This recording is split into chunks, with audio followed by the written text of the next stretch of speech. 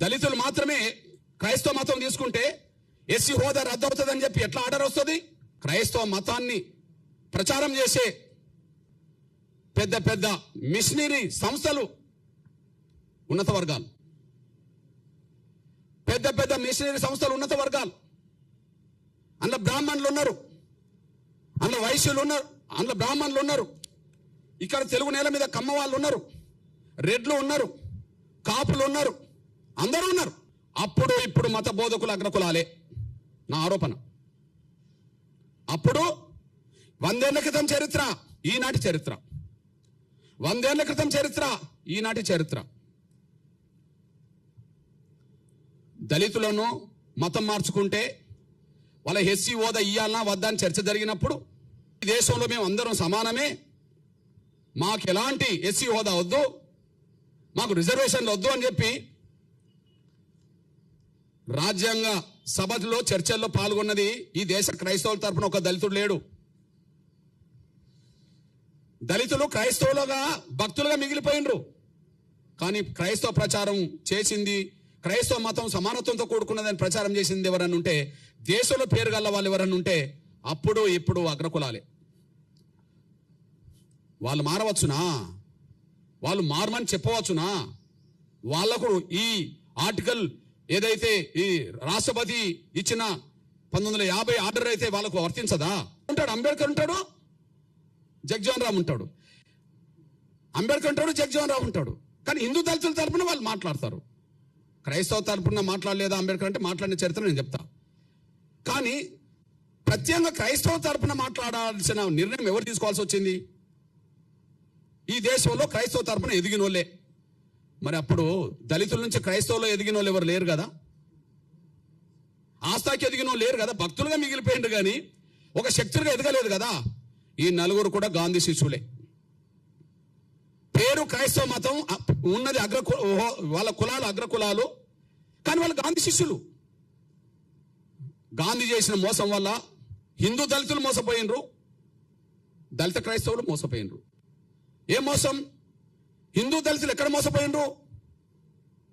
హిందూ దళితులకు ప్రత్యేక నియోజకవర్గాలు ఉండాలని కమ్యూనల్ అవార్డు వచ్చింది కదా. కమ్యూనల్ అవార్డు రద్దు చేయించడం కోసం కదా గాంధీ నిరాదీక్ష చేసింది. ఆయనను బతికించడం కోసం కదా అంబేద్కర్ రాజీపడాల్సి వచ్చింది. అంటే ప్రత్యేక నియోజకవర్గాలు పోయినాయి కదా. ఎస్సీలు నిలబడ్డ నియోజకవర్గాల్లో ఎస్సీలే ఓట్లేసుకొని గెలిపించుకోవాలనేది పోయింది కదా. ఇది పోవడానికి కారణం గాంధీ కదా. అంటే హిందూ దళితులను మోసం చేసింది గాంధీ కదా. హిందూ దళితుల జీవితాలు అడ్డుకున్నది గాంధీ కదా. దళితులు క్రైస్తవ మతం తీసుకుంటే, క్రైస్తవ మతం తీసుకున్న దళితులకు ఎస్సీ హోదా అవసరం లేదని చెప్పి మాట్లాడిచ్చింది కూడా అగ్రకులాల క్రైస్తవ పెద్దలతోటే కదా.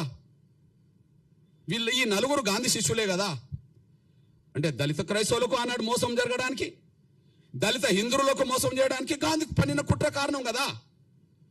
ఇది వాస్తవం కదా. ఇది వాస్తవమే కదా.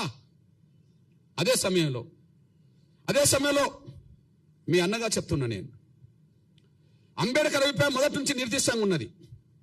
అంబేద్కర్ అభిప్రాయం మొదటి, ఆయన హిందూ దళితుడుగానే పాల్గొన్నాడు ప్రతి చోట.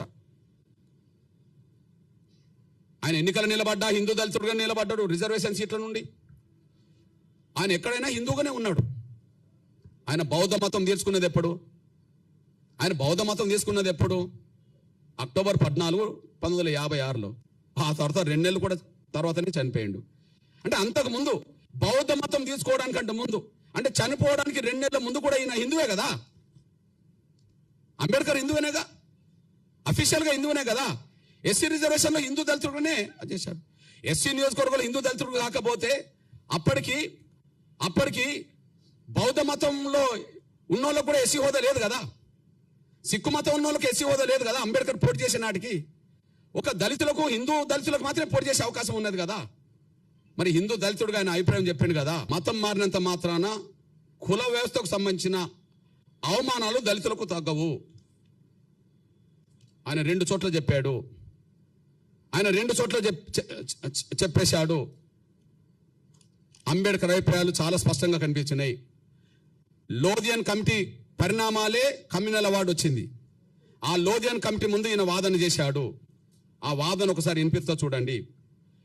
హిందూ మతం నుండి క్రైస్తవంలోకి మారిన వాళ్లకు గుర్తింపు రావచ్చునో రాదో, కానీ సమాజం అతన్ని చూసే చూపులో మాత్రం మార్పు రాదు. సమాజం అతన్ని చూసే చూపులో మాత్రం మార్పు రాదు. గ్రామాల్లో దళిత క్రైస్తవులు ఇప్పటికీ అస్పృశ్యులుగానే పరిగణించబడుతున్నారు. వారికి విడిగా శ్మశానాలు ఉంటాయి. ఇది ఎప్పటి మాట? ఇది ఎప్పటి మాట? 1932 కంటే ముందు మాట, కమ్యూనల్ అవార్డు కంటే ముందు మాట. అయితే అప్పుడు కూడా ఇట్లాంటి ఉన్నత వర్గాల క్రైస్తవ లీడర్లు మాకు అవసరం లేదన్నప్పుడు ఆయన డీసెంట్ నోట్ రాస్తాడు.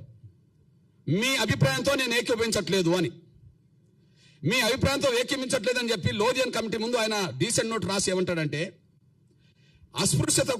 అస్పృశ్యతను కేవలం హిందూ మతానికి పరిమితం చేయకూడదు. అస్పృశ్యత వల్లే కలిగే సామాజిక వైకల్యం, సోషల్ డిజాబిలిటీ ఏ మతంలో ఉన్న వారికైనా వర్తిస్తుంది. కేవలం క్రైస్తవులనే ముద్ర వేసి వాళ్ళని అణగారిన వర్గాల జాబితా నుండి తొలగించడం అన్యాయము. వాళ్ళను అణగారిన వర్గాల జాబితా నుండి తొలగించడం అనేది అన్యాయము. ఇది ఎప్పుడు రాశాడు?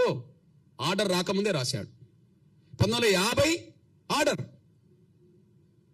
50 ఆర్డర్. కానీ ఇది కమ్యూనల్ అవార్డు కంటే ముందు ఆయన డీసెంట్ నోట్ కూడా రాశాడు. దళితులు మతం మార్చుకుంటే వాళ్ళ ఎస్సీ హోదా రద్దు చేస్తామని మాట్లాడడం అనేది అది న్యాయం కాదు, అది మంచిది కాదని చెప్పి ఆయన స్పష్టం చేశాడు.